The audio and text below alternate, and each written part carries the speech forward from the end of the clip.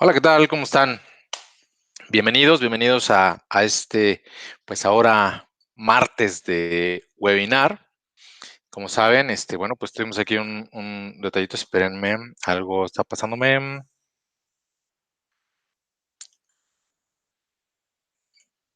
Ya, perdón, se me pasó a apagar la repetición.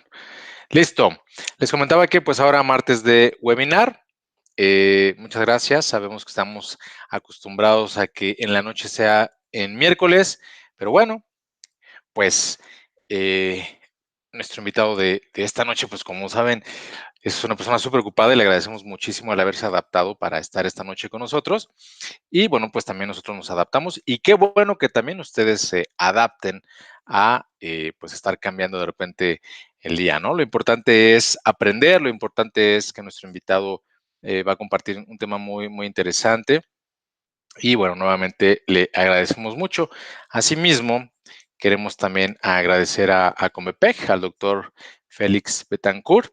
Como vieron ahorita en una de las diapositivas, está una invitación precisamente a un evento de Comepec, donde precisamente va a estar el doctor Enrique Yarto. Así es de que, pues los invitamos.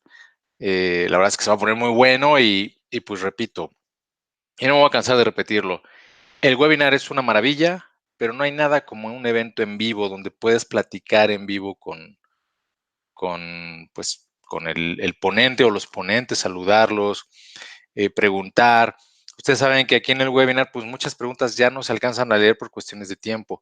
En los eventos, aunque se acabe el tiempo, tras bambalinas puedes acercarte al ponente y platicar con él. Entonces, yo creo que es una excelente forma de aprender, de interactuar con los ponentes, pero también de ver a tus colegas, ¿no?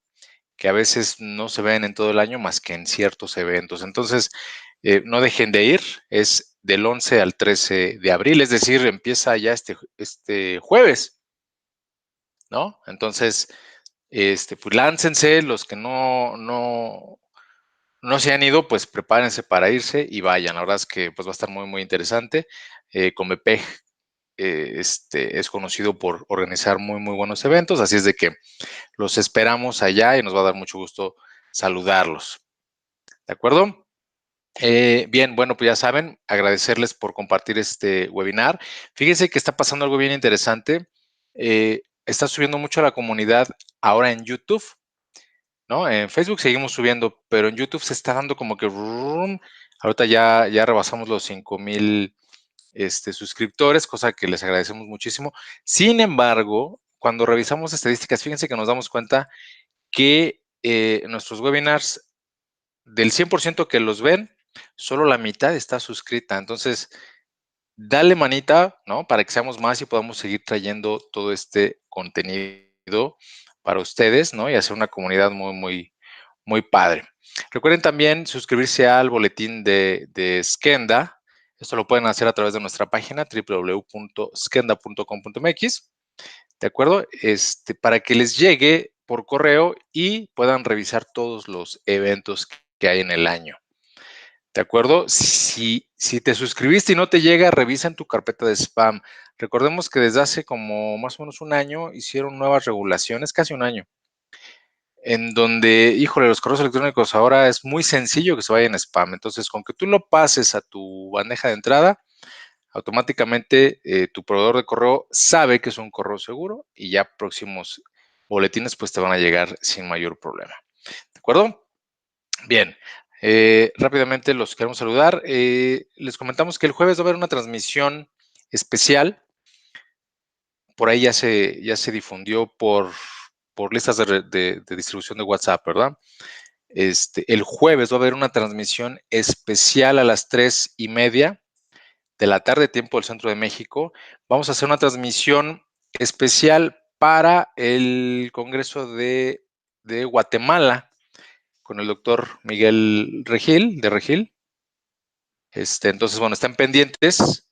Va a ser 3:30 de la tarde, tiempo del centro de México.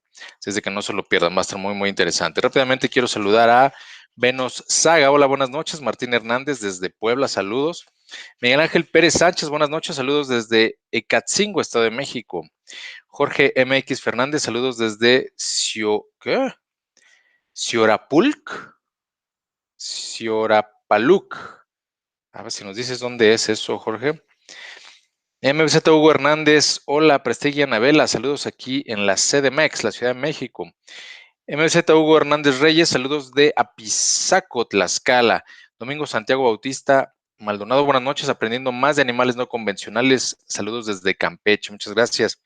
Con BPEG, Veterinarios Jalisco, hola, buenas noches, Israel y Citlali, qué gran trabajo el webinar de hoy. Muchos saludos al doctor Félix Betancourt y saludos a Enrique, estamos felices de tenerlo con nosotros. Muchas gracias al doctor Félix Betancourt. Nuevamente, gracias por la vinculación con nuestro invitado. Y recuerden, nos tenemos una cita del 11 al 13 de abril, es el evento donde va a estar precisamente el doctor Enrique Yarto.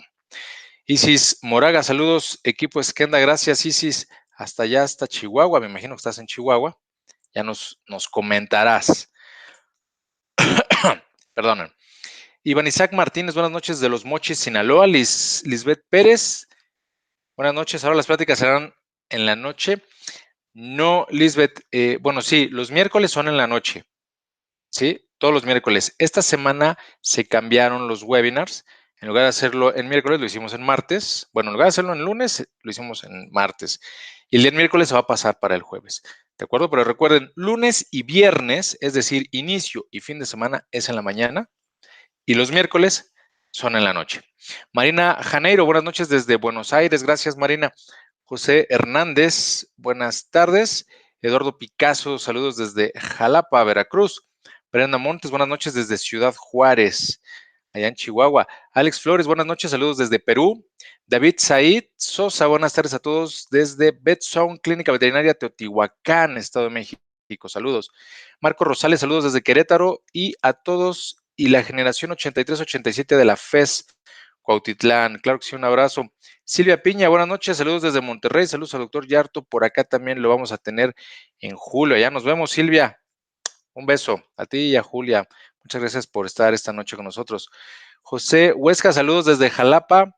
José Hernández, salúdame por favor desde Omealca, Veracruz. Te saludo, José Hernández. Amba Ramírez, buenas noches, saludos desde Guadalajara, que también ya vamos a andar próximamente por allá por Guadalajara. Eduardo Picasso, saludos al doctor Enrique Yarto. José Hernández, saludos desde Omealca, Veracruz. Aquí abunda la fauna silvestre. Bueno, pues es un tema que cada vez está cobrando más auge. Y bueno, pues ya, siguen entrando los saludos, pero pues si no, no vamos a empezar. Así es de que les quiero presentar a nuestro invitado de esta noche.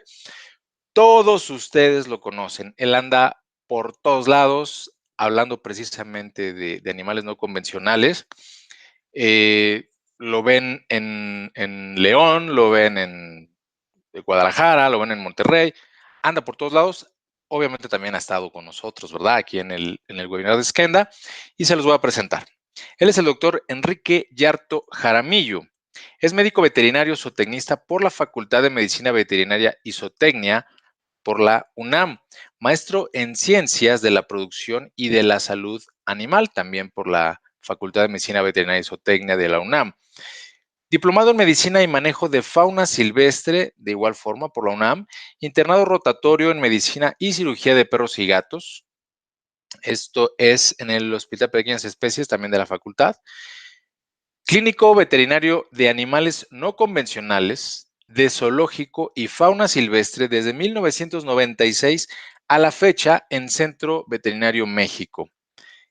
Profesor de Medicina de Animales de Zoológico y Fauna Silvestre, esto entre los años 93 y 96 y de 2007 a 2011 ahí en la Facultad de Medicina Veterinaria. 23 años de experiencia, creo que un poquito más, ya él nos dirá, de experiencia clínica en animales exóticos, de zoológico, fauna silvestre y mamíferos acuáticos. Presidente del Instituto Mexicano de Fauna Silvestre y Animales de Compañía, que es precisamente INFAC, y es coordinador de la sala del INFAC en el próximo Congreso Veterinario de León. Así es de que, pues, vamos a recibir a nuestro invitado. Denme un minuto para darle cámara y micrófono, por favor. Aquí viene, no se desesperen.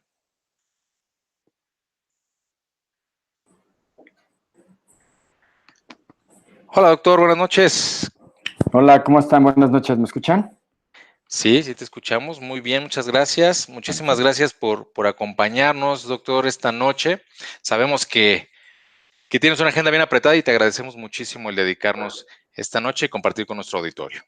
Muchas gracias a ustedes por la invitación. Siempre es un gusto conectarnos para platicar con los colegas. Gracias por los saludos a todos quienes me los han hecho llegar. Me da mucho gusto que estén aquí. Por supuesto, los conozco y hemos compartido en otras conferencias, en los diplomados online y desde luego que me da mucho gusto estar esta noche en Skenda y también recordarles que nos vemos si ustedes pueden acompañarnos de jueves a sábado de esta semana en Convepeg, en Guadalajara. Vamos a dar un curso intensivo de medicina de animales no convencionales.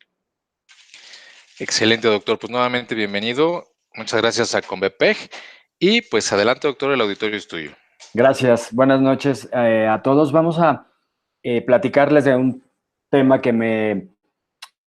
porque es bienestar animal finalmente. Y el bienestar animal puede ser para algunas personas que no son médicos veterinarios un tema actual o de moda, pero para nosotros los clínicos y todos ustedes que están conectados, es precisamente lo que nos llevó a elegir esta carrera.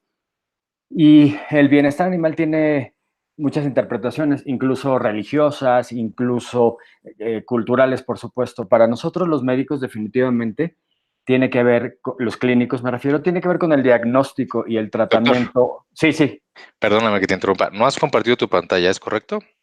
sí, está compartida. No. Déjame, Te estamos viendo a ti. déjame compartirla, dame un segundo. Sí, claro.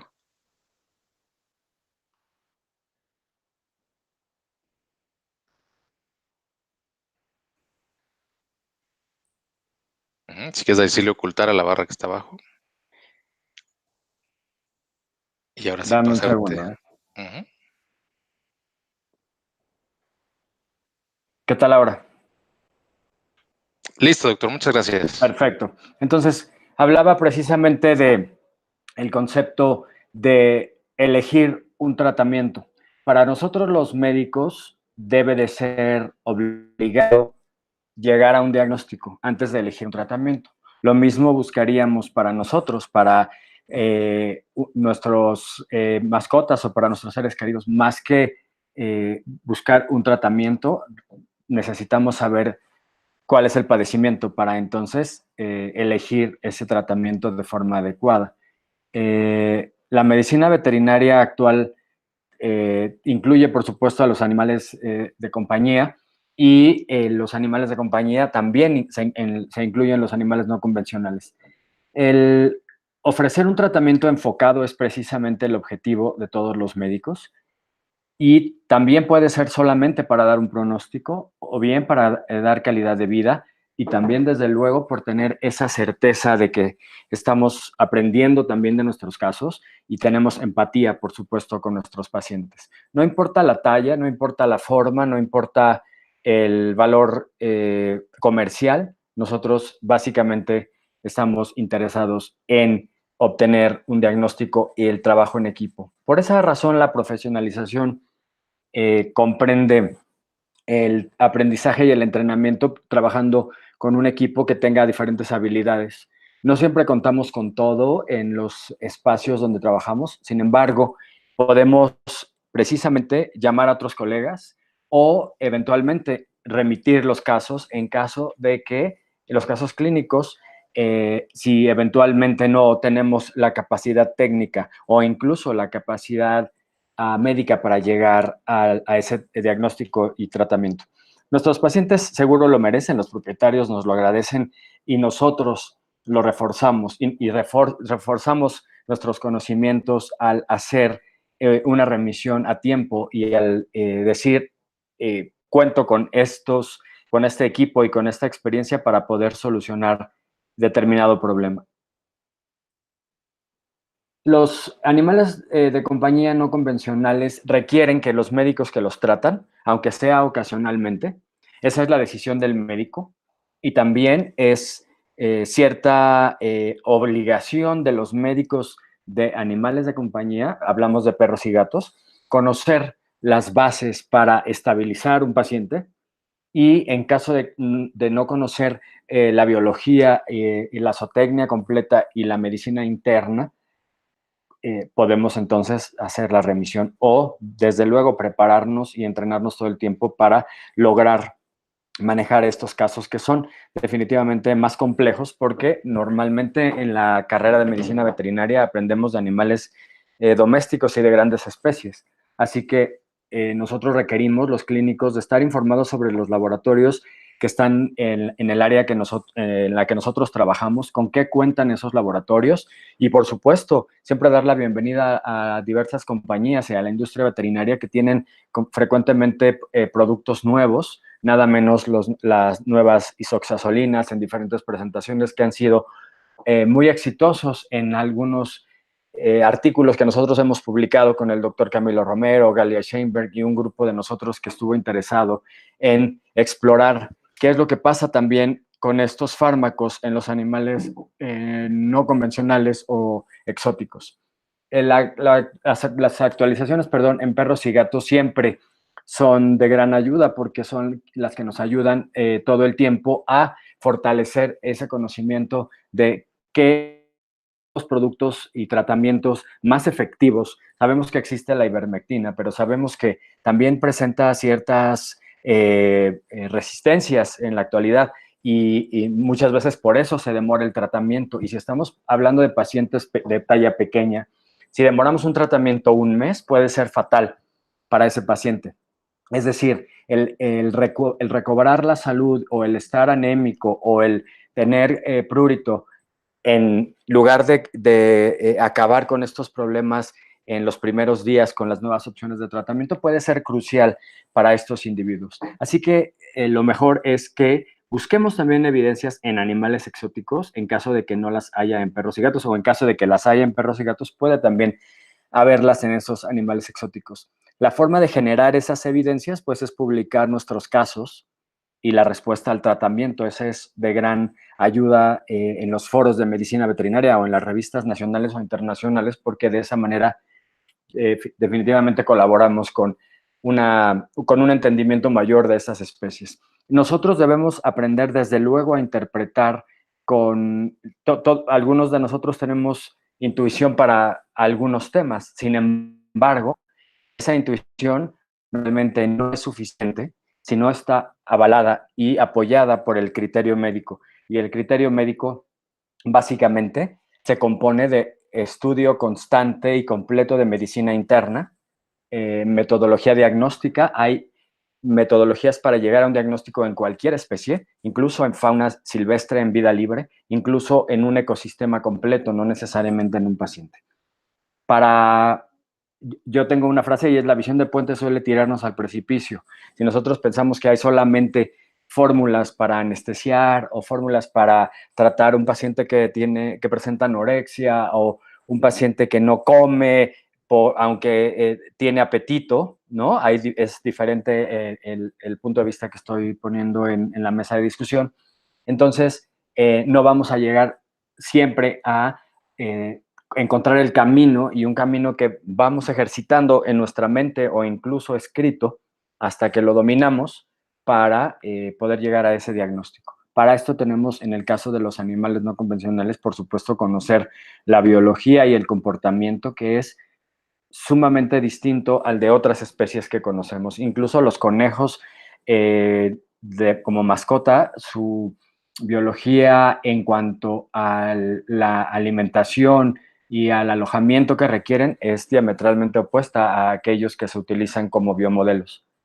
Y la farmacología y terapéutica no solamente nos requieren la consulta de un formulario, es mucho más, es saber cómo se usan esos fármacos, cuáles son los efectos adversos, porque absolutamente todos potencialmente los tienen, y cuándo es el momento adecuado para administrarlos y cuándo es el momento adecuado para decir: si no tengo las pruebas adecuadas, incluso un antiinflamatorio, y suelen ser los principales causantes de problemas renales o gástricos agudos o crónicos, porque posiblemente no se puso atención en eso.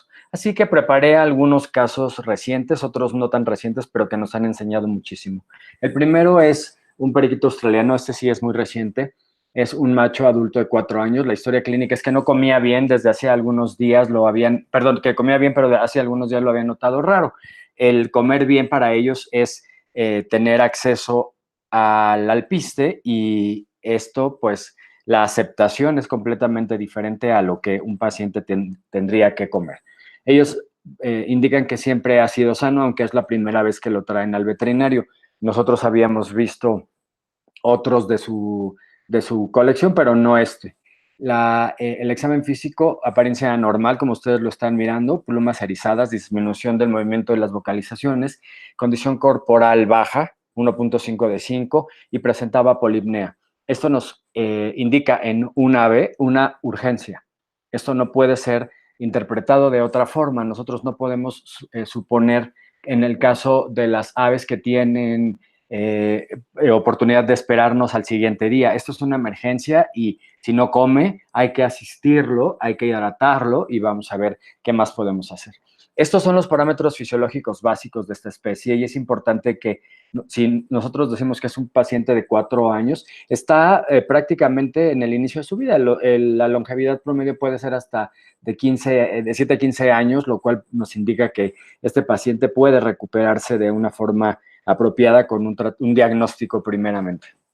Entonces, el peso corporal de nuestro paciente estaba rayando los 22 o 23 gramos, por supuesto que estaba bajo de peso, por eso hablamos de la temperatura corporal, y bueno, pues la dieta ya vimos que no era la adecuada. La discusión clínica de nosotros fue, bueno, pues sabemos, si consumen semillas, la dieta actual es inapropiada, la condición corporal es muy, muy grave, porque la emaciación, como lo dije, es una emergencia. Es importante diferenciar entre emaciación y caquexia. La caquexia normalmente, porque siempre oímos estos términos con los colegas, la caquexia es básicamente diagnosticada a la necropsia, porque ahí podemos constatar que se han terminado las reservas grasas, y que incluso puede haber infiltración grasa en algunos órganos. Pero la emaciación es una emergencia.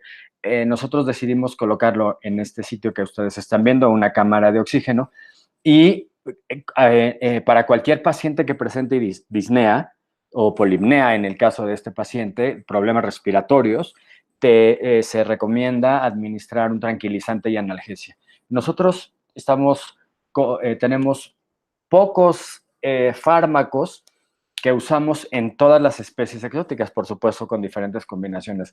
Particularmente en el caso de las aves, el único analgésico opiáceo potente que en la actualidad existe y que tenemos disponible es el butorfanol. No contamos con morfina y otros, pero el butorfanol es bastante específico para el caso de las aves.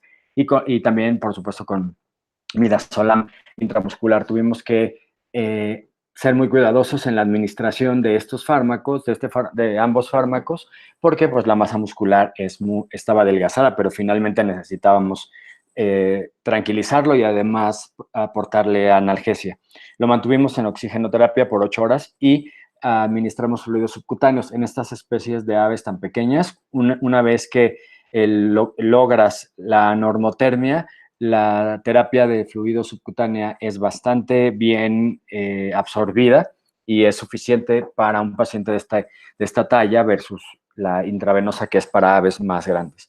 La alimentación forzada con dietas especiales para aves en periodos críticos estaba considerada. Y siempre me gusta presentar algunas evidencias. En la actualidad, algunos colegas, como el doctor Chinadray, que estuvo el año pasado con nosotros en Ambesú, han hecho nuevas investigaciones. Como les decía, no importa el tamaño de estas especies, precisamente en pericos australianos.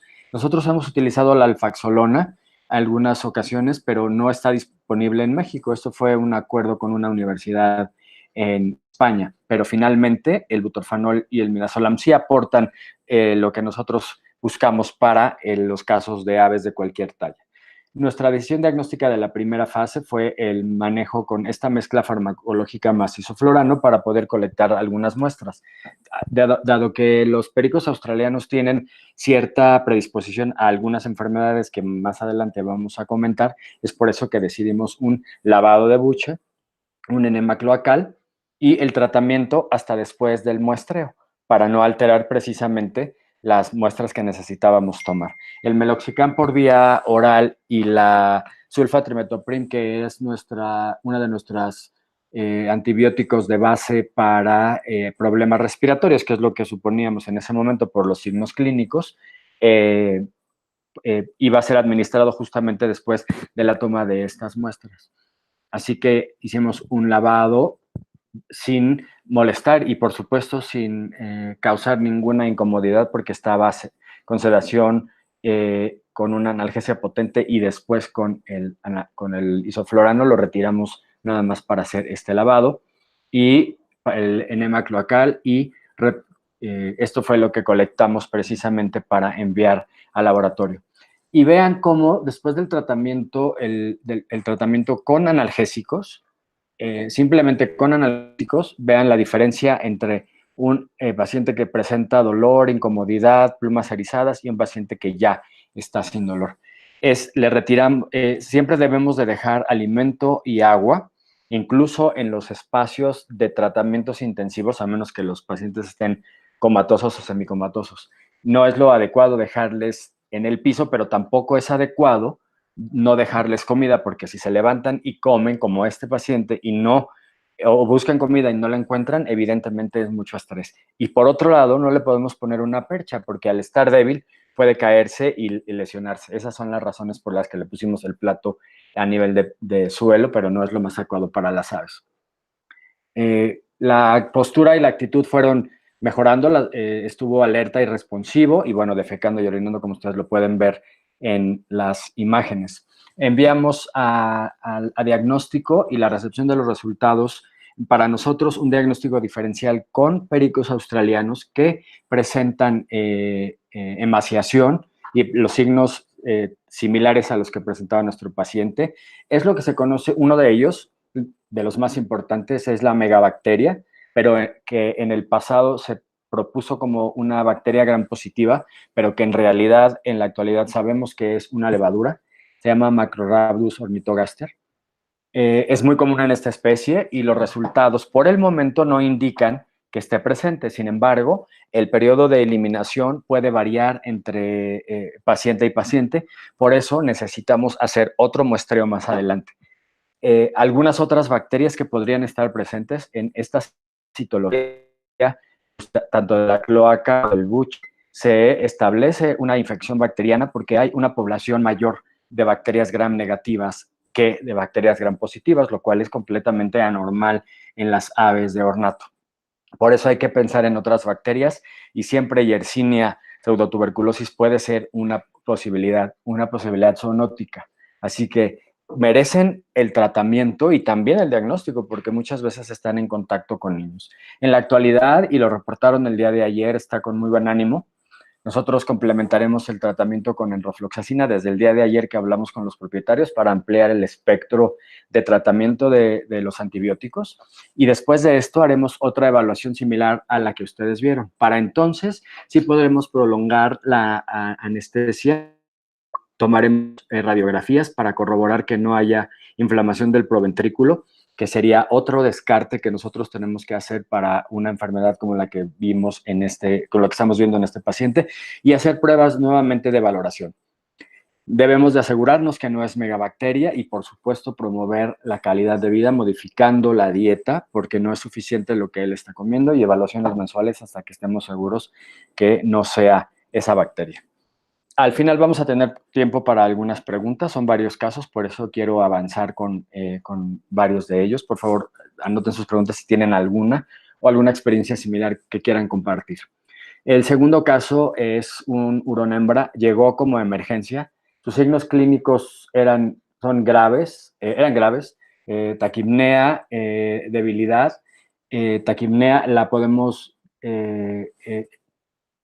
estábamos en discusión si era más profunda de lo normal para clasificarla como polipnea o era taquipnea. También estaba sumamente débil, tenía parálisis del tren posterior, como ustedes pueden ver. Para nosotros, por supuesto, es un estado crítico, pero eso no evita que podamos utilizar fármacos seguros en las dosis apropiadas. Por eso, para quitar esa angustia por el problema respiratorio y porque finalmente era un paciente complicado, por no sabíamos qué en ese momento, administramos midazolam más buprenorfina. La buprenorfina es la elección para, es un opioide sumamente potente para dolor visceral y es la mejor opción que nosotros tenemos disponible para pequeños mamíferos. Hablamos del butorfanol en las aves, para los pequeños mamíferos es buprenorfina. Los hurones particularmente se deprimen demasiado con dosis de butorfanol, aunque sea bajas, así que preferimos la buprenorfina. Entonces, la colecta de muestras definitivamente en este paciente. El caso clínico requería sangre de la vena cava, por lo que indicamos también radiografías porque tenía dolor a la palpación de la columna y eso nos llamaba la atención. Es poco frecuente, me gustan muchísimo los hurones y he leído bastante información acerca de ellos y me llamó mucho la atención el dolor a la palpación en la columna. El dolor a la palpación abdominal, por supuesto, es algo muy frecuente y por eso decidimos, presentan por muchas razones, perdón, se presenta abdomen agudo en los hurones. Y antes de mitigar ese dolor, inmediatamente tenemos que hacer un buen examen físico para saber qué es lo que está molestando o qué es lo que nosotros podemos detectar en ese examen físico y no abatir el dolor de inmediato porque posiblemente no vamos a poder determinar en dónde es. Sin embargo, con las técnicas de diagnóstico que nosotros utilizamos, pues es más factible que podamos llegar a un diagnóstico. La palpación, el dolor a la palpación de la columna era particularmente acentuado en la columna lumbar y en la torácica, el cuello bien y el sacro hacia atrás no había problema, pero presentaba parálisis del tren posterior. Nosotros elegimos las radiografías que son para siempre un componente, una extensión, yo lo llamo, de nuestro examen físico en animales exóticos, y la columna torácica tenía una lesión similar a fractura antigua. En la siguiente diapositiva van a ver las imágenes. La columna lumbar, el cuerpo vertebral de L1, aparecía con osteólisis. Había, por supuesto, gas en asas intestinales, esplenomegalia, vejiga plétora y aparente renomegalia bilateral. Aquí están las radiografías y a mí estoy seguro que ustedes comparten conmigo la idea de, bueno, este es un vaso muy grande. A mí me parecía que estos riñones estaban grandes y vean estas imágenes particularmente en L1. En la siguiente imagen vamos a hacer un acercamiento. Estos riñones me parecen ligeramente más grandes de lo normal y bueno, hay gas en asas intestinales que nunca es normal, es común, pero no es normal que esté presente en los hurones, además de la vejiga plétora. La lesión en las vértebras torácicas es evidente por una posible fractura antigua y vean la osteólisis que a mí me llamaba la atención, que fue lo primero que me llamó la atención en la imagen, en la radiografía lateral y también por el dolor referido en esa misma zona. Así que requerimos el segundo paso, que es la ultrasonografía, y vimos varias lesiones importantes como lesiones hiperecoicas en el vaso, con forma de panel de abeja. De esas no pude recuperar para esta sesión, pero lo vamos a ver enseguida en la macroscopía. El riñón izquierdo tenía pérdida de la relación con la corteza y la médula, había líquido libre alrededor de la vejiga, ecocardiografía sin alteraciones y un quiste en la corteza renal del riñón derecho, que no es una cosa extraña en los hurones, es frecuente. Los riñones poliquísticos no afectan la función con mucha frecuencia, pero hay que descartar que no una neoplasia. En este caso era un quiste. Nuestro primer diagnóstico por esa lesión que vimos en L1 era mieloma múltiple, que es raro en los hurones, pero esa lesión con osteólisis y un paciente tan complicado y tan joven, tenía menos de 3 años o por ahí de 3 años, como lo dije antes. Las lesiones en la columna y en los órganos abdominales, además de la condición del paciente, y los resultados. Los resultados de las pruebas de laboratorio, como por ejemplo la hiperglobulinemia en muchos casos de cáncer en neurones, en este caso no estaba presente, en este caso esas muestras fueron normales, aquí están en verde dentro del rango normal, sin embargo sí presentaba creatinina elevada, fósforo elevado y urea elevada y creatinina quinasa elevada. Entonces, este paciente, por supuesto, era un paciente con indicaciones de falla renal, que en hurones normalmente, el calcio también estaba elevado. En hurones, creatinina y urea no son suficientes para determinar insuficiencia o falla renal. Normalmente es aunado al fósforo elevado y al calcio elevado, y en este caso eran, eran estos signos. Por la condición del paciente y los resultados del diagnóstico, sugerimos eutanasia. Ese dolor, ese signo en clínico y ese dolor por la vértebra lumbar 1 y los resultados del ultrasonido, vean lo que encontramos. Nosotros no sugeriríamos eutanasia si no fuera un caso tan grave. Tenemos una casuística interesante en neurones y normalmente no vemos estas lesiones tan graves en el vaso, en la columna, en el... Sistémicamente no hay estas alteraciones tan graves. Y realizamos la necropsia, vean la diferencia entre el riñón izquierdo y el riñón derecho, que era el anormal, y bueno, por supuesto el vaso aquí lo pueden ver. El mieloma múltiple, como dije, es una neoplasia maligna de las células plasmáticas. Es rara en neurones, hay pocos casos reportados, pero eso no quiere decir que no se presente. Posiblemente pasa desapercibido y a veces no se convencen los propietarios de incluso llevar a una necropsia después de la eutanasia, dicen ya no me interesa mucho. No, a nosotros sí, y creo que la responsabilidad del médico es darte un diagnóstico final, incluso no solo la necropsia, sino enviarlo a histopatología. En este caso, convencimos a los propietarios que es algo que debemos de intentar siempre, porque entonces nosotros no nos quedamos con la duda. Finalmente, cuando proponemos una eutanasia, es una gran responsabilidad para el clínico. Vean los signos clínicos frecuentes del mieloma múltiple: debilidad, claudicación, dolor, fracturas, parálisis, y todos estos estaban presentes. Del diagnóstico que se recomienda en la literatura realizamos todo menos el uroanálisis. Ya no quisimos hacer una cistocentesis porque, bueno, propusimos la eutanasia y ahí terminó el sufrimiento para este paciente. Los resultados de la histopatología fueron compatibles con mieloma múltiple precisamente. Presentaba nódulos en vértebras, costillas, vaso e hígado, y nefritis linfoplasmocítica, gastritis y enteritis linfoplasmocítica. Este paciente sufrió de varias semanas sin tener estos signos tan graves hasta la última semana, que entonces estaban como decidiendo si lo llevamos, no lo llevamos.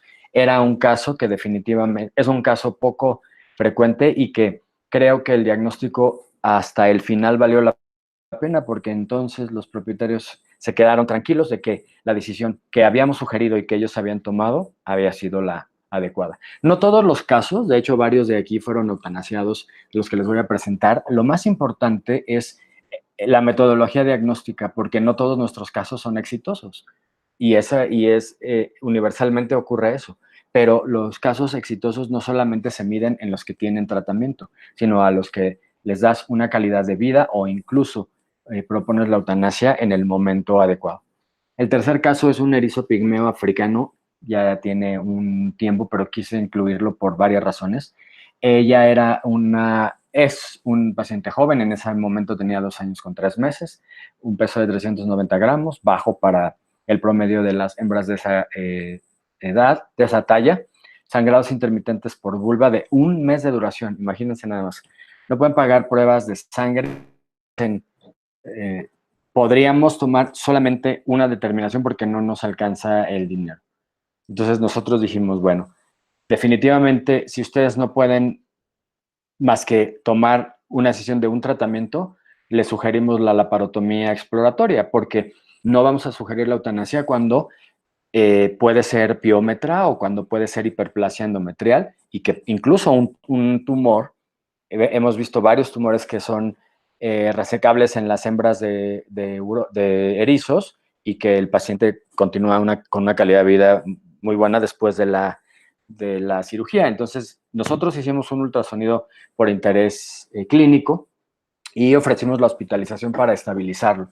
¿Qué incluye la estabilización? Desde luego, terapia de fluidos y en cualquier paciente de cualquier talla se puede. En este caso, colocamos el catéter en la vena safena lateral y empleamos buprenorfina nuevamente y midazolam como relajante. No tenemos que buscar demasiado cuando sabemos que esto da muy buenos resultados incluso en pacientes críticos.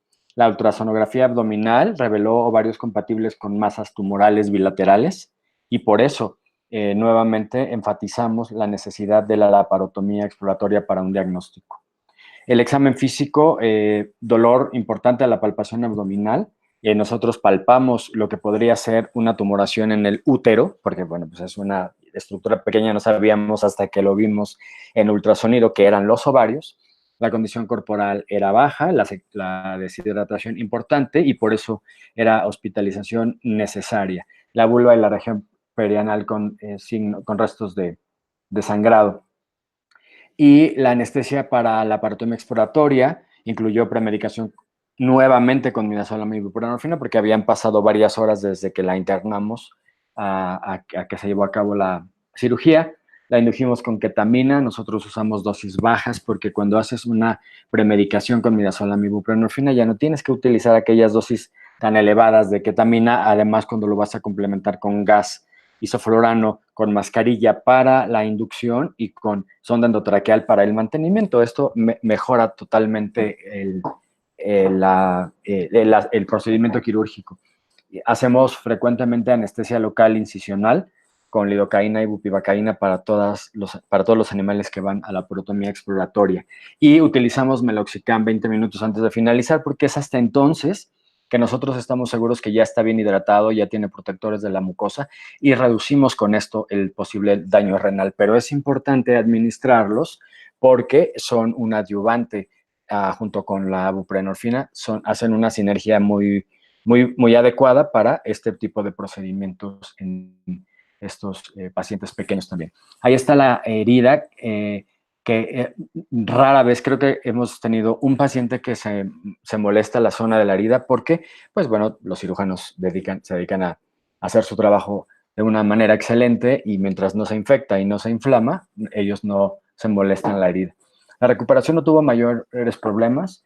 La medicación analgésica fue meloxicam, antibiótico amoxicilina más ácido clavulánico por 7 días. Los riesgos de cirugía nosotros los conocíamos porque desconocíamos cómo se encontraba el hemograma. Suponíamos y temíamos que pudiera tener una anemia si había estado sangrando por un mes, inclusive una neutrofilia por una posible infección y otros cambios que desconocíamos, igual que en la química sanguínea, que no sabíamos si estaban los electrolitos, el riñón y el hígado en condiciones para una cirugía, pero habiendo consensuado con el propietario y ellos diciendo, es lo último que podemos hacer por ella, si ustedes llegaron al diagnóstico que tiene un tumor, pues adelante con la cirugía. Los diagnósticos diferenciales que se deberían de tener en cuenta por el sangrado de la vulva en un erizo, que hemos tenido además otras muchas que sangran por diferentes razones, son los quistes endometriales y los pólipos, hiperplasia o neoplasia uterina, piómetra y bueno, tumor de células de la granulosa, que creo que hay 1 o 2 reportes en la literatura. Este es otra hembra que tuvimos hace un tiempo que tenía quistes en los ovarios que son poco reportados en los erizos y aquí están las fotografías de la necropsia que también tuvimos que eutanasiarla porque aquella tenía una cardiomiopatía que ahora está en proceso de publicación en una revista internacional porque es un caso muy interesante que pocas veces se vio por ahí, luego les platicaré de ese caso. Los resultados de la histopatología dieron un disgerminoma bilateral. Este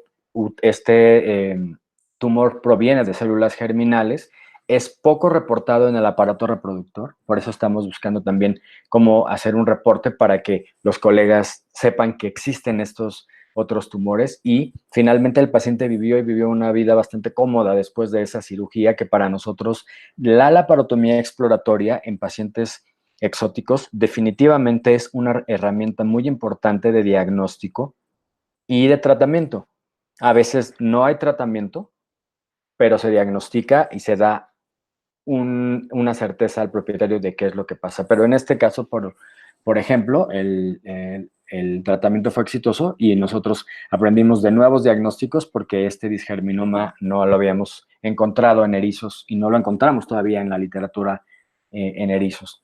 Así que incluimos a partir de este caso y otros casos similares, la radiología y la ecografía, tanto torácica como abdominal, en nuestro check-up clínico en erizos, a partir de 1,5 años. Antes decíamos, posiblemente después de los 3 años que ya son adultos, requieren una valoración. No, cada vez vemos erizos más jóvenes teniendo cardiomiopatías y neoplasias reproductivas y de diferentes órganos. Por eso una recomendación es que se incluya esto como metodología diagnóstica preventiva en los pacientes erizos.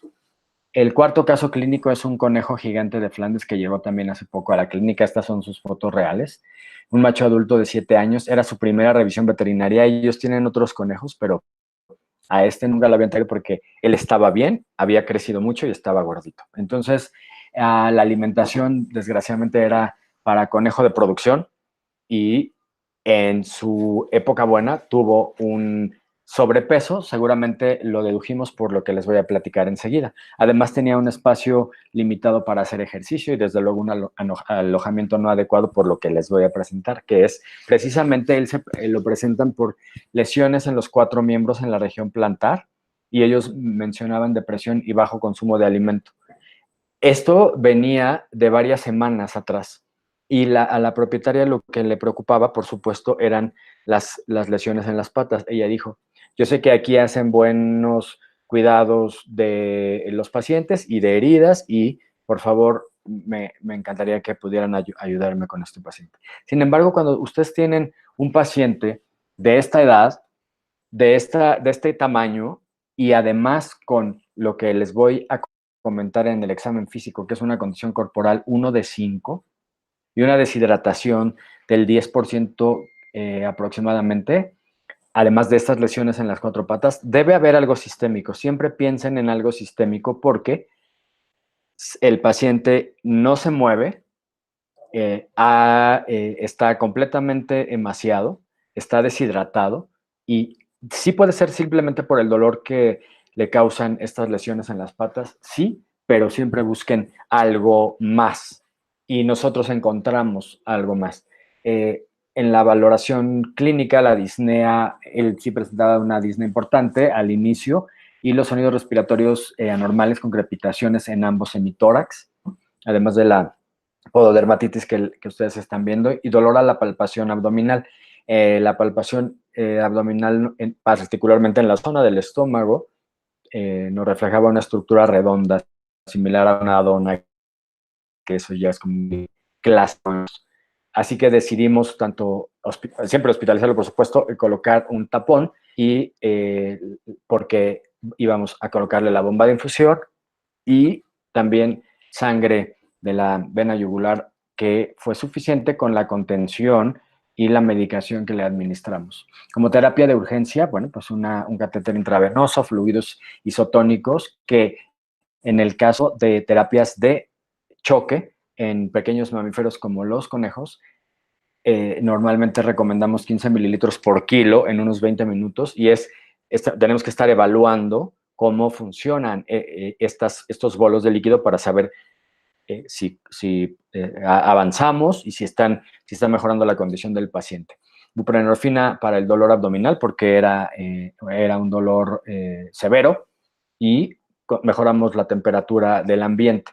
Este paciente presentaba polidipsia y nos preocupó, por supuesto, el hecho de que aún sintiéndose tan enfermo y teniendo una provisión de líquidos de varias horas antes, él seguía con la sed insaciable y tomaba todo el tiempo agua. Entonces, mucho más aporta a nuestros casos el evaluar el comportamiento y el evaluar cómo están funcionando los tratamientos que nosotros decidimos. La colecta de muestras que ustedes vieron, pues en unos 10 minutos teníamos los resultados, que es para nosotros también importante acelerar ese diagnóstico. Presentaba una pancitopenia, tanto anemia como leucopenia, trombocitopenia, y esto es grave. Hipoalbuminemia, ALT elevada, BUN y creatinina muy elevados, hiperpotasemia nuevamente y en este caso hipocalcemia. Esto no nos daba en absoluto un buen pronóstico.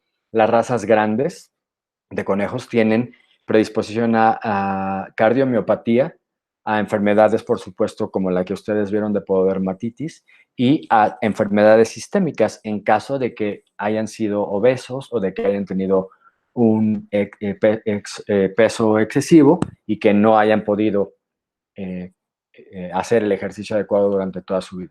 Nos llamaba la atención en las radiografías de abdomen caudal que además al ver la creatinina y la urea elevadas, pues nos enfocamos en el abdomen caudal de este paciente. Ustedes pueden ver la vejiga con sedimentos importantes y además aquí vemos una zona radiopaca importante que tenemos que diagnosticar también en la ventrodorsal.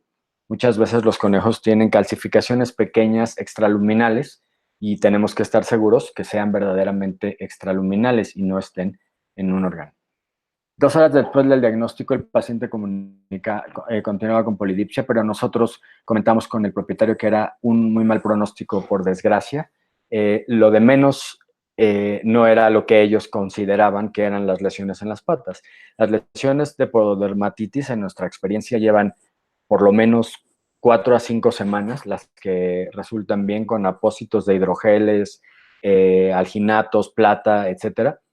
Pero un paciente como este, de esta edad, las razas gigantes tienen un periodo de sobrevida entre 7 y 10 años. Este estaba, por desgracia, con una enfermedad sistémica y además el de las heridas en los 4 miembros, un posible tricobezoar que no soportaría una cirugía ni los tratamientos prolongados con analgésicos, que seguramente sería importante agregar los antiinflamatorios no esteroidales para soportar ese dolor de los 4 miembros. Así que la terapia era poco favorable y le sugerimos la eutanasia. Vean todo lo que encontramos. Además, habíamos hablado que tenía sonidos como crepitaciones y desde luego tenía una neumonía importante, tenía un cálculo, esto era lo que veíamos en la radiografía lateral y ventrodorsal en la zona de los riñones, además de la insuficiencia renal, un tricobezoar bastante considerable. Vean cómo se encontraba la mucosa gástrica y el hígado estaba ya fibrosado. Entonces, el propietario permitió la necropsia para saber si había tomado la decisión correcta y no le mostramos las fotos porque evidentemente para ellos no sería nada comprensible, pero sí le explicamos lo que había pasado con este paciente y que podía estar tranquilo porque finalmente pues al menos había hecho lo que se podía al final de la vida de este individuo. El último caso, que es una gran enseñanza para nosotros, es un hurón macho de 7 años que lo vimos cuando tenía 2 años y después por mucho tiempo no fue a la clínica. De joven se hizo una resección de un cordoma, es un tumor que normalmente es benigno en la punta de la cola, es un tumor que es precisamente el sistema nervioso central, pero que la mayor parte, el porcentaje mayor de cordomas en los hurones es benigno, se amputa la cola, si ustedes están viendo aquí, tenía una cola más corta de lo normal. Años después vuelve porque la propietaria notaba debilidad con una historia de 2 meses. Dormía más este paciente, incoordinado, y ella notaba que el propietario era médico y nos refirió que estaba atáxico y se caía del lado, normalmente es el lado derecho. Esta es la postura del hurón cuando lo revisamos, estaba espástico cuando lo pusimos en la mesa de exploración y cuando lo pusimos a caminar, a intentar caminar, vean ustedes. Lo primero en lo que podríamos pensar, y es un hurón, y aquí hablamos de la visión de puente, es insulinoma, porque recibimos muchos hurones, tratados previamente con con esteroides porque están atáxicos y porque, pues si es un hurón, es un insulinoma. Y no, hay muchísimos problemas, muchísimas enfermedades que pueden causar estos signos similares en hurones, por ejemplo, encefalopatía hepática, septicemia, algún tipo de cáncer, otro tipo de cáncer. Sin embargo, al examen neurológico, los signos clínicos que ustedes están viendo son focales, particularmente de ataxia cerebelar. Aquí les paso nuevamente este clip pequeñito. El letargo no hay duda, sobre todo cuando lo dejabas unos minutos en la mesa, prefería estar sin absolutamente ningún movimiento y el estado mental era completamente deprimido. El examen físico nos sugería una condición corporal baja, también, de 2 de 5. 3 meses antes, la propietaria solo había venido para vacuna, lo pesamos o lo pesaron los médicos de nuestro equipo que lo atendieron, pesaba 1 kilo 20 gramos. Nosotros hacemos la palpación y la valoración al examen físico y encontramos una masa que rodea al atlas, precisamente cuando sentimos esta masa, tanto en la región dorsal como ventral, y vemos un reflejo de amenaza disminuido, propiocepción disminuida en los 4 miembros, descartamos ceguera con un examen oftalmológico completo. Tomamos las pruebas de laboratorio pertinentes y aquí están las alteraciones: linfopenia, anemia y trombocitosis. La hipoglucemia era ya importante, entonces sí era un paciente con hipoglucemia, pero la signología que presentaba no era la clásica de insulinoma. Los signos eran básicamente una ataxia cerebelar. Encontramos también una baja en la creatinina, hipoalbuminemia, hiperglobulinemia. Esto nos llamó mucho la atención porque en los hurones se menciona en la literatura que la hipergamaglobulinemia es un signo patognomónico de enfermedad aleutiana. Nosotros en nuestra práctica nunca hemos podido diagnosticar enfermedad aleutiana, entonces dijimos, bueno, es importante que la hiperglobulinemia tengamos que saber qué tipo de globulinas son las que están aumentadas. Para eso se hace una electroforesis que más adelante vamos a ver. Las radiografías que ustedes ven, pues básicamente abundante gas en asas intestinales nunca es normal, y el estómago ocupado pues, podría ser alimento, no sabíamos, teníamos que hidratarlo y definitivamente no tenía un patrón obstructivo, pero tenía gas en las asas intestinales, en todas las asas intestinales, que podría ser compatible con enfermedad inflamatoria del intestino, que es altamente común en los hurones, y además vemos aquí una vejiga pletora. Decidimos también ultrasonido y quiste otra vez en riñón izquierdo, como el otro caso que vimos, linfonodos mesentéricos aumentados de tamaño, y era importante qué tipo por qué estaba aumentado los linfonodos mesentéricos. En algunos casos clínicos ha habido linfoma en el sistema nervioso central, por eso, pues finalmente, si estábamos viendo un caso como este, debíamos de descartar todo lo que pudiéramos. Y la ecocardiografía sin cambios ultrasonográficos aparentes, no había más cambios. Lo requerimos una semana después, se fue con tratamiento con esteroides porque finalmente ya estaba hipoglucémico, pero con el tratamiento de la dosis más baja, mientras esperábamos resultados. Enviamos a electroforesis de proteínas y nos reportaron hipergamaglobulinemia, que esta es precisamente la que les comentaba, que es un signo patognomónico de enfermedad aleutiana. Sin embargo, encontramos que un diferencial podría ser tumores, simplemente tumores, no especificaba un tipo de tumor. A los 15 días, el hurón presentaba paraparesia, espasticidad de miembros posteriores, falta de propiocepción, incoordinación, y propusimos una resonancia magnética y encontramos, aquí ven, lo estoy señalando con el cursor, como el gadolinio, que es el medio de contraste que se utiliza para las resonancias magnéticas, nos revela un quiste en cerebelo y los linfonodos de la zona también afectados. Debido a a estos signos clínicos y a la interpretación, había una lesión extraxial en la zona dorsal izquierda del cerebelo asociada a un quiste, sin descartar que pudiera ser un absceso. Y podrían estar comprometidos los linfonodos retrofaringeos. La propietaria decidió eutanasiarlo y finalmente era lo adecuado. La calidad de vida de este paciente no era en absoluto ni por mucho buena. Y encontramos una masa en la región cervical, como habíamos visto en la resonancia magnética. Aquí se las estoy mostrando. Esta es la porción ventral, esta es la porción dorsal, además de neumonía granulomatosa y el hígado con degeneración vacuolar. Todos estos cambios que evidentemente solamente se saben en la histopatología. Definitivamente otra buena elección porque se hizo lo más que se pudo para este paciente.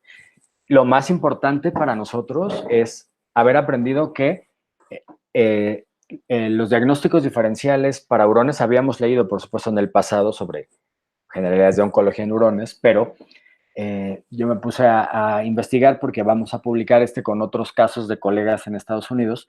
No es el primer caso de cordoma cervical, que fue precisamente el diagnóstico final, y aquí estamos presentando la histopatología más la interpretación de la resonancia magnética, más lo que obviamente mandamos al laboratorio para histopatología.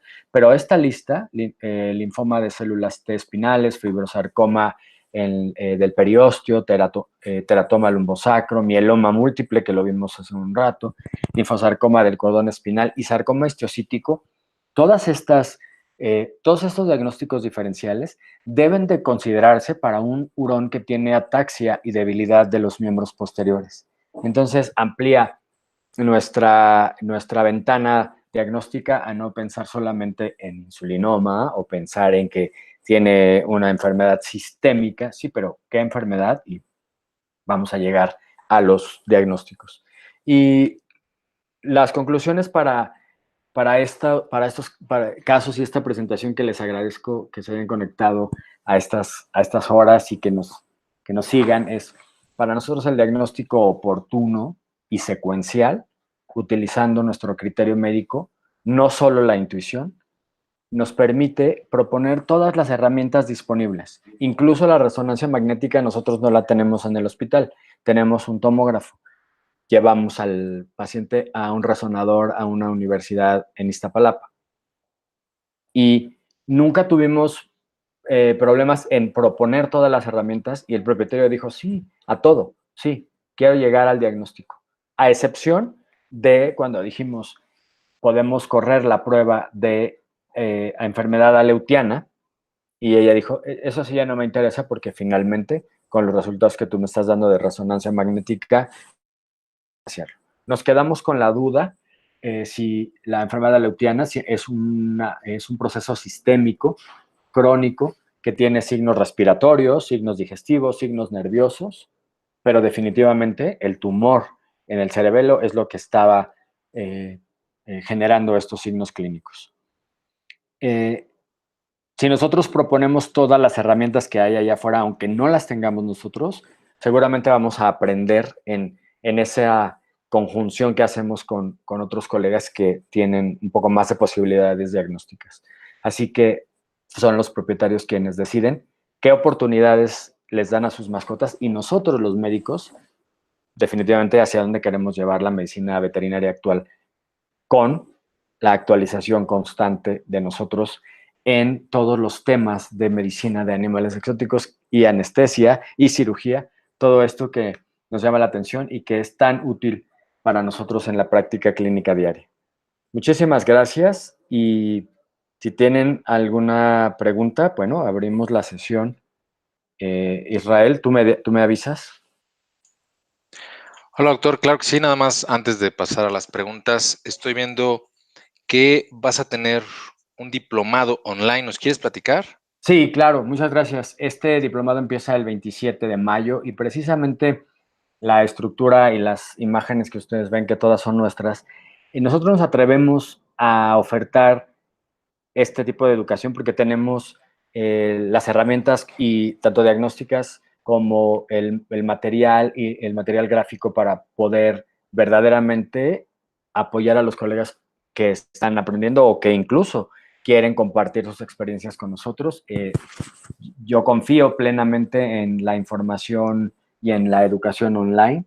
La educación depende de quiénes la dan y quiénes la reciben, no solamente las certificaciones que tenga un instituto o una escuela. Básicamente es quiénes quieren aprender y quiénes pueden enseñar.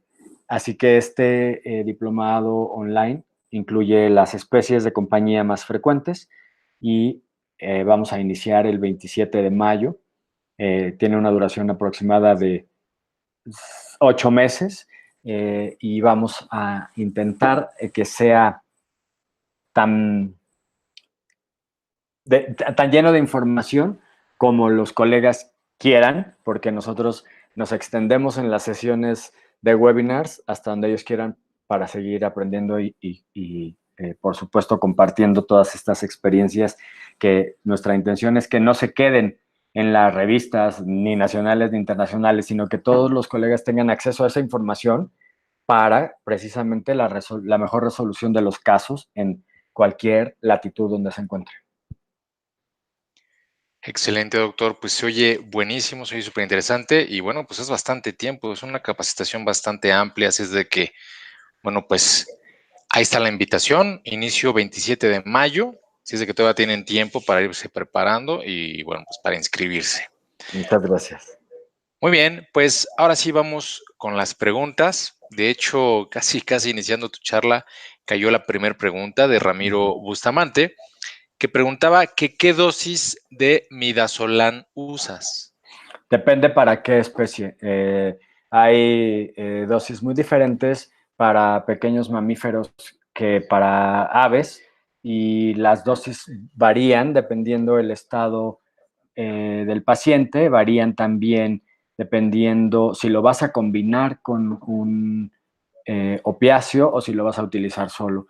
No, no me encanta el tema de dar dosis porque de repente pueden decir, tú me la recomendaste, pero bueno, en general en los pequeños mamíferos va de 0.5 hasta 1 o 2 miligramos por kilo. Me gustaría que revisaran los formularios dependiendo el paciente al que ustedes se lo vayan a administrar y en las aves las dosis son más altas, normalmente de 1 hasta 2 miligramos por kilo. Muy bien, doctor. ¿Quieres que encienda tu cámara? Está bien, sí, sí, vamos a... Me salgo de la presentación, permíteme, Sí, sí, sí. porque me salí completo. Y Bueno, nosotros ya te vemos. perfecto, aquí estamos entonces. Excelente. Bien, pregunta Víctor Ariel Ponce.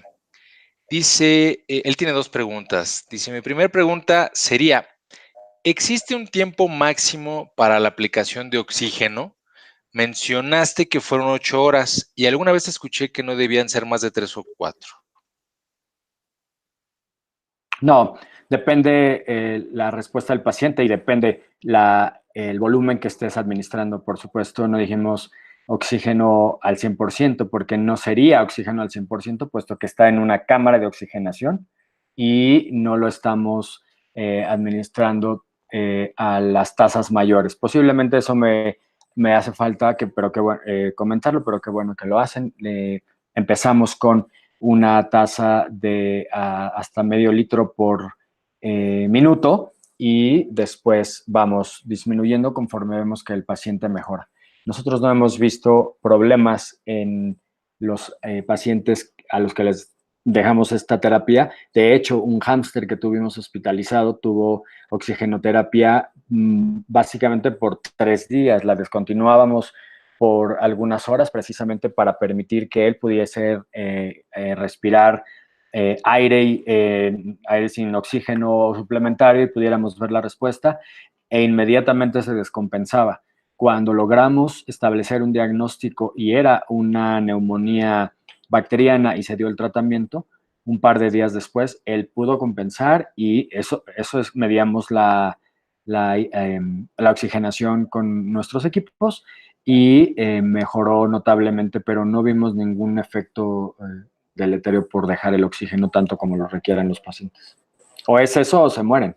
Entonces, por supuesto, vamos haciendo una valoración y no solo los dejamos conectados y ya, sino vamos viendo cómo funciona en cada uno de los pacientes. Algunos lo requieren 2 horas, algunos 4 y algunos, si lo requieren más tiempo, pues listo, se queda más tiempo. Muy bien, muchas gracias. La segunda pregunta de Víctor es, en el caso del periquito australiano, en la alimentación asistida forzada, ¿cuál fue la dieta empleada y con qué frecuencia se ofreció? Gracias. La dieta empleada para los pacientes en cuidados críticos, nosotros estamos usando en la clínica las dietas La Fever, que las distribuye en México Pet Foods. Había otras opciones en México como Oxbow, pero desafortunadamente por algunas cuestiones aduanales tuve que salir del mercado. Si alguien en Chile nos está escuchando, estas dietas de Oxbow están disponibles en Chile y igual que la Fever, tienen dietas para pacientes omnívoros, carnívoros y herbívoros estrictos y hay que elegir la adecuada. En el caso de las aves, elegimos la de omnívoros y esa es una dieta no de mantenimiento, básicamente es una dieta que aportamos con una sonda, es una alimentación forzada, calculando las kilocalorías y dividiéndola entre tantas veces como nosotros consideremos de acuerdo a la capacidad del buche o a la capacidad estomacal del paciente que estemos tratando. Y posteriormente nuestra intención es la modificación igualmente con una dieta complementada para aves pequeñas de Masuri, que es Masuri Small Bird, y hemos visto una reducción a los pacientes que podemos hacer, bueno, que los propietarios pueden hacer esos cambios. Hemos visto reducción a los problemas de distosia, porque es una dieta completa y no solamente semillas. Entonces provee calcio, proteínas, vitaminas, minerales. Eso es la intención de, a la edad que sea y cuando están los pacientes con nosotros, intentar mejorar esa alimentación y después cuando van a casa, por supuesto, hacerle recomendaciones apropiadas. Muy bien, muchas gracias. Dice, hola doctor, mi nombre es Luis de Tabasco y tengo dos preguntas. Uno, ¿qué equipo usa para los estudios hematológicos? Depende para qué, nuevamente. Podemos utilizar los de IDEX para mamíferos y podemos utilizar también los de Abaxis, tanto para mamíferos como para aves y reptiles. No existe ningún equipo para el hemograma de aves y reptiles por tener eritrocitos nucleados, entonces esto siempre se tiene que enviar al laboratorio en un microcontenedor con heparina de litio, que es lo que nuestro laboratorio de referencia elige para como anticoagulante. Ustedes en otras regiones deberán de investigar con el laboratorio que hace las lecturas y va a hacer la lectura del hemograma, cómo quiere esa muestra para que ellos mismos preparen la laminilla. Repito, nuestro laboratorio prefiere la heparina de litio y esto es que nosotros el hemograma siempre lo tenemos que, de aves y reptiles, lo enviamos fuera al laboratorio y esperamos unas 24 horas, a veces menos. Sin embargo, por lo menos intrahospitalariamente corremos un microhematocrito para conocer el porcentaje o acercarnos al porcentaje de deshidratación, saber, por supuesto, si el paciente está anémico y también si está hipoproteinémico. Eso es la base para iniciar varias de las terapias que nosotros hacemos con aves y con reptiles mientras llegan los resultados. Muy bien, muchas gracias. Y su segunda pregunta de Luis es, ¿por qué considera no apropiada la alimentación de conejos con alimento para conejos de producción? Porque los alimentos para conejos de producción tienen altas concentraciones de carbohidratos, altas concentraciones de proteína y baja concentración de fibra. Exactamente lo opuesto a lo que requiere un conejo mascota. Los conejos de producción, el finso técnico exige que en 3 o 4 meses alcancen un peso corporal determinado. Nosotros es lo que menos nos preocuparía en un paciente que está bien alimentado con fibra adecuada y que va a vivir no 3 meses, sino 5 a 10 años, o si tenemos, o si somos exitosos como médicos y ellos como propietarios, pues más tiempo. La alimentación de los conejos, particularmente de los conejos, es un tema sumamente interesante y que tiene muchos componentes que por desgracia no nos da tiempo de definir y detallar en esta plática, pero debe estar compuesta por henos de pasto Timothy o Bermuda, específicamente importados o producidos. No sé si alguien los esté produciendo en México y no desconfío de ninguna manera de la producción nacional, pero los importados deben pasar determinadas pruebas para evitar los pesticidas, por ejemplo, que eso es importantísimo en los herbívoros. En la mayoría de las tiendas de mascotas de diferentes marcas existen ya los henos comerciales para estas especies. Ese debería ser el componente principal de la dieta, aunado en las etapas de desarrollo y de gestación, en caso de que alguien produzca conejos, incluso para animales de compañía, que nosotros es justamente lo que no queremos, y nuestros programas de medicina preventiva llevan a las hembras a esterilización, como los perros y los gatos. En el caso de que haya hembras gestantes y conejos jóvenes, un producto premium para conejos, que ya también hay varias marcas y que dista muchísimo, por lo que mencioné al principio, de parecerse a una dieta de conejos de producción. Gracias, doctor. Cristian Eduardo, buenas noches, doctor. ¿Se ha resuelto el problema para el ingreso, me imagino que es a México, del producto Critical Care para carnívoros? No, no que yo sepa, y no creo que se solucione porque Oxbow no está ya con una relación comercial con nadie en México. Hasta donde yo sé, y conozco a Oxbow y conozco a el distribuidor, ex distribuidor en México, y que yo sepa no tienen ningún trato, pero bueno, posiblemente están gestionando el trato con alguien más. Muchas gracias. Ámbar Ramírez mencionó el uso de butofarnol o morfina para el periquito australiano. En caso de contar con morfina, ¿es preferible en lugar del butofarnol?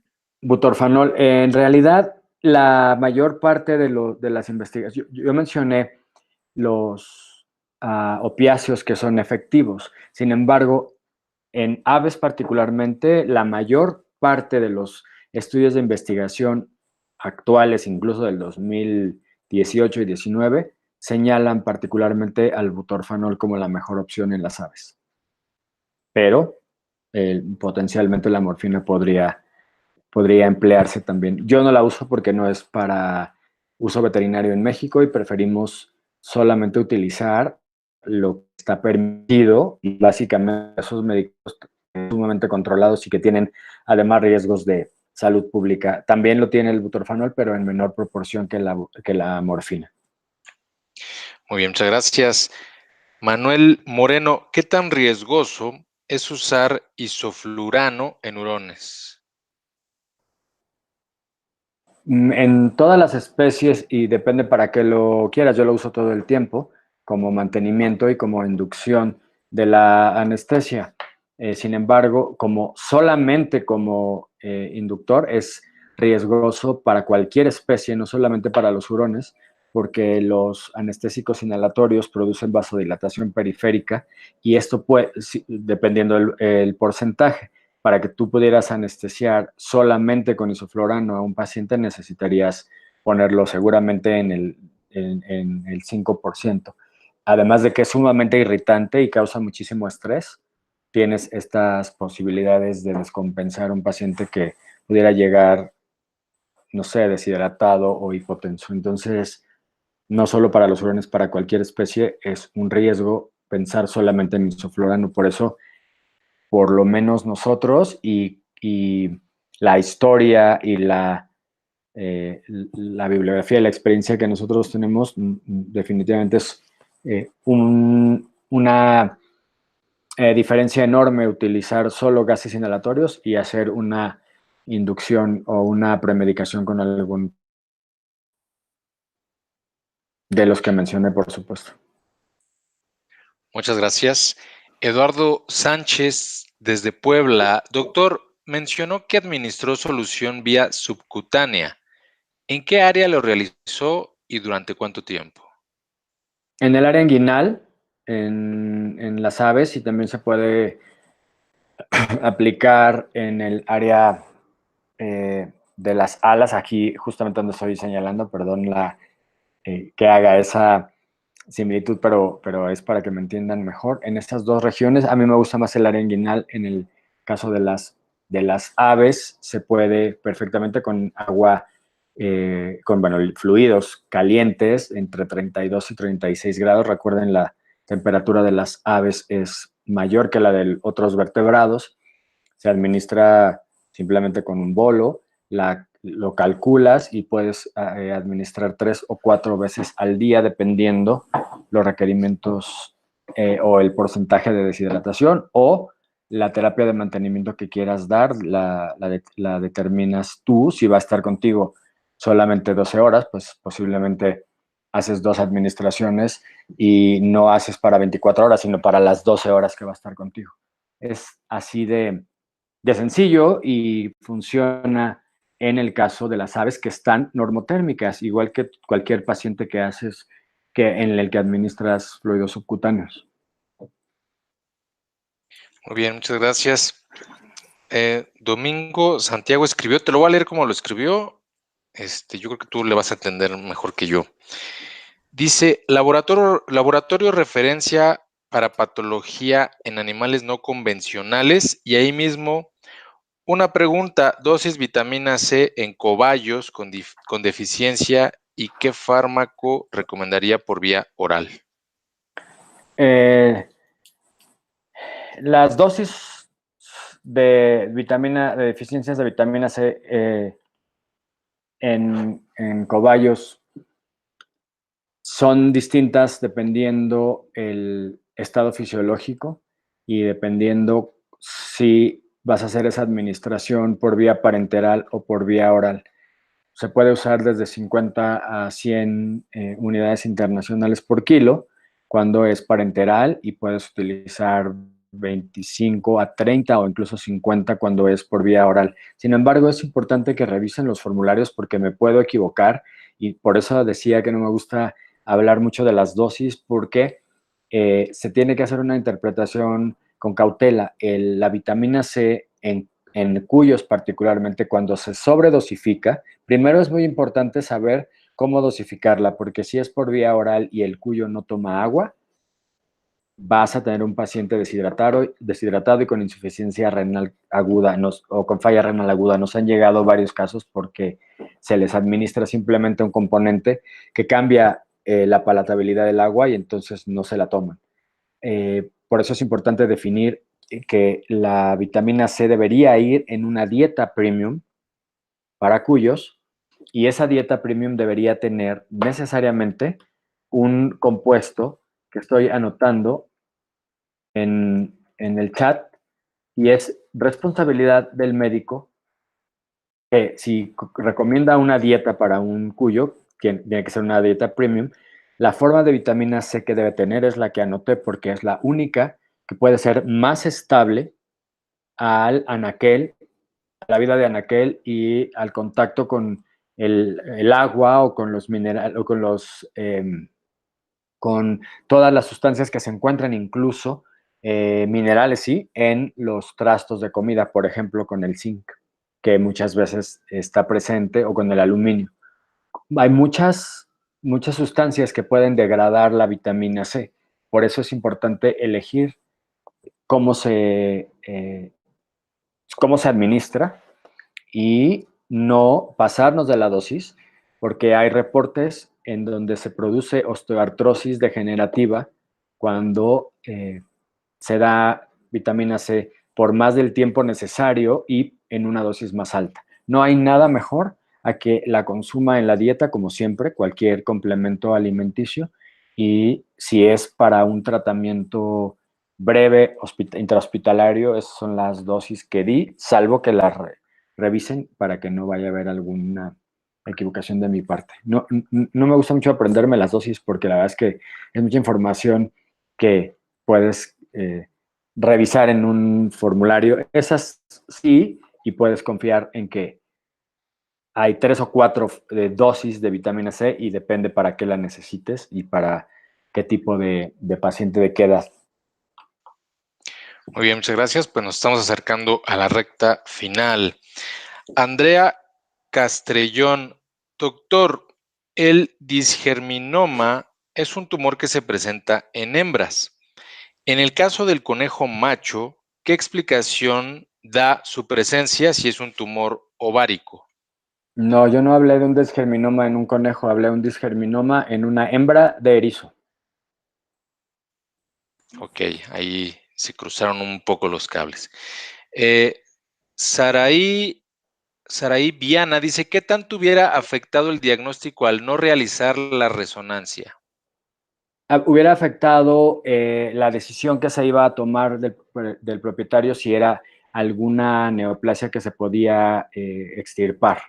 Si hubiera estado básicamente sin estar penetrando el cerebelo, hubiera habido la posibilidad de hacer hubiera habido la posibilidad de realizar la cirugía, pero definitivamente hasta no saber en qué localización exacta se encontraba, no lo podíamos determinar. Hay un par de reportes que son precisamente los que nosotros vamos a conjuntar con este caso y publicarlo como una serie de casos en una revista en Estados Unidos, donde la radioterapia en los cordomas cervicales ha servido en un paciente que le ha dado una sobrevida y una calidad de vida adecuada por más de 10 meses. Finalmente son terapias, finalmente son propuestas para el propietario y él decidió que quería hacer la resonancia y por eso accedimos nosotros mismos. Estábamos interesados en saber en la localización exacta de ese tumor. Posiblemente el diagnóstico no lo hubiera cambiado ya cuando sabes que era un cordoma cervical, pero como no lo sabíamos, eso es precisamente de lo que se trataba. Muy bien, doctor, muchas gracias. Tier Arts dice, en ese caso, ¿qué nivel de fibra debemos considerar apropiado para complementar la dieta comercial? ¿En cuál caso, perdón? Pues a ver si nos comenta Tier Arts en cuál caso, porque bueno, se tocaron varios. MBZ Hugo Hernández, hola doctor, excelente aportación. Una pregunta.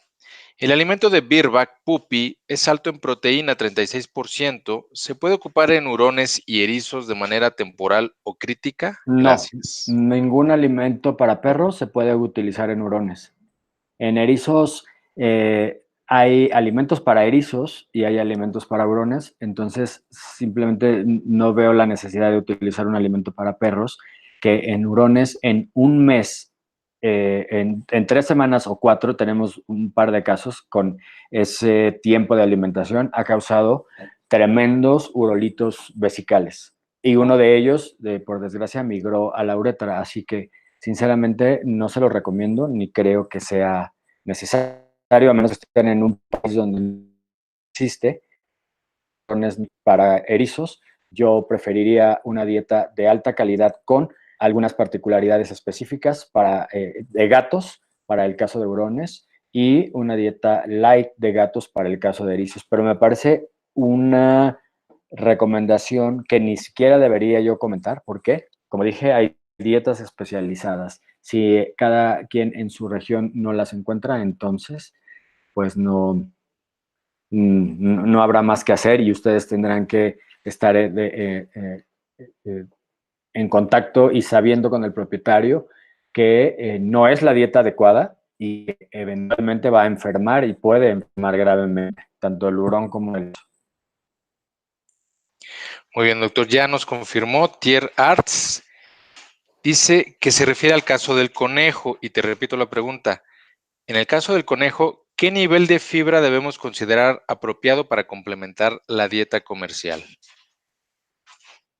El nivel de la dieta comercial, ya bien, si es de un conejo de compañía, debe ser una dieta premium que normalmente vienen con 16 a 18% de proteína. Son varias marcas las que puedes utilizar y eh, en las tiendas de mascotas que en el sitio donde tú estás debe haber varias marcas, por lo menos debe tener 16 a 18% y la fibra debe venir de pastos Timothy o Bermuda. No se recomienda el pasto de alfalfa y mucho menos la alfalfa fresca. Y los henos, per se, los henos para pequeños mamíferos herbívoros, proveen toda esa fibra. Por eso mencioné que era importante no centrarse solamente en el pellets, preferencialmente en el heno para la fibra.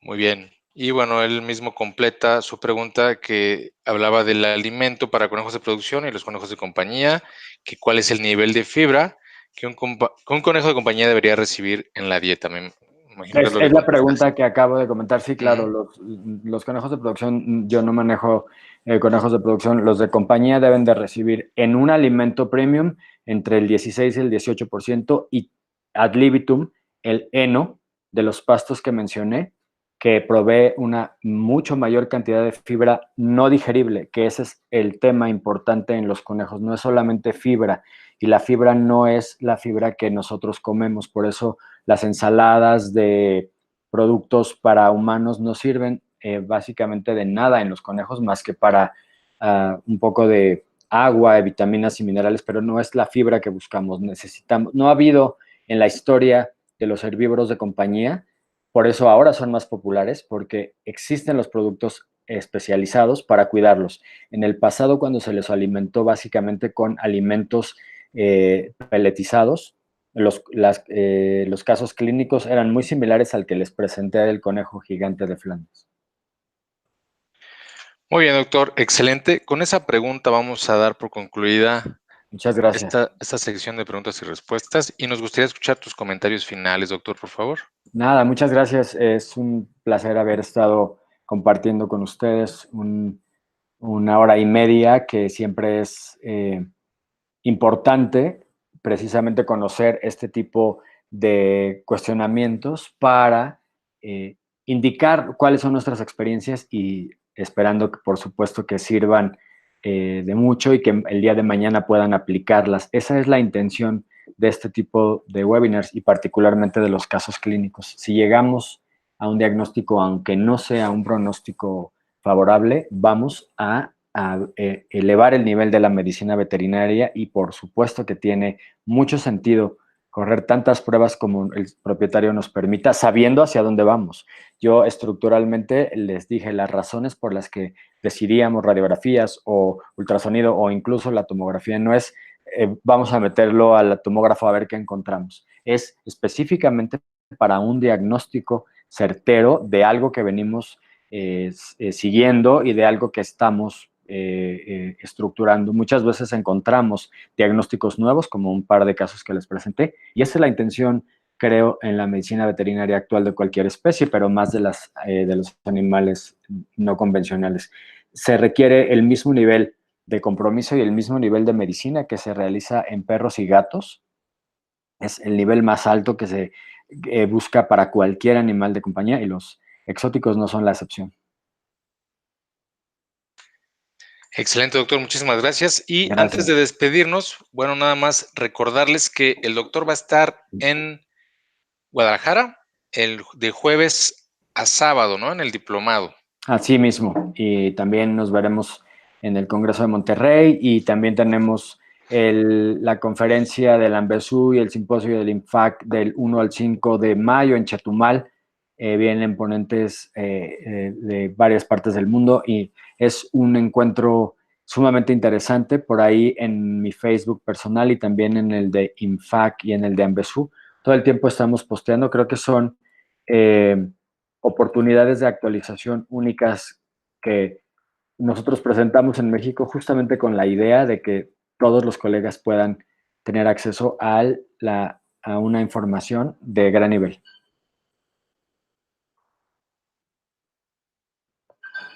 Excelente, bueno, pues creo que tienes la agenda un poquito ocupada, el año, ¿verdad?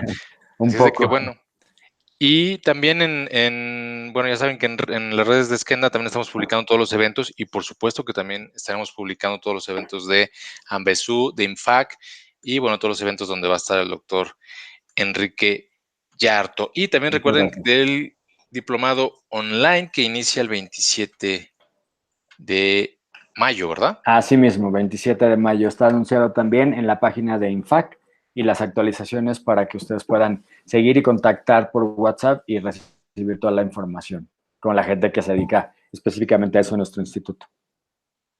Excelente, doctor. Pues muchísimas Gracias de nuevo. gracias. Gracias a todos. En nombre del equipo de Skanda, de verdad te mandamos un fuerte abrazo. Que Igualmente. vayas y vengas con bien, ¿no? Gracias. Y bueno, rápidamente recordarle a nuestro auditorio que nos vemos el jueves a las 3:30 de la tarde, tiempo del Centro de México. No se pierdan, vamos a tener una transmisión especial. Muchísimas gracias. Y ahora sí vamos a dar por concluido este webinar. Agradecemos a todo Buenas México, noches. Centro y Sudamérica que se conectó. Fuerte abrazo, doctor Enrique Yarto. Que tengas Igualmente. una excelente noche. Cuídate mucho. Gracias. Hasta luego. Buenas noches. Buenas noches.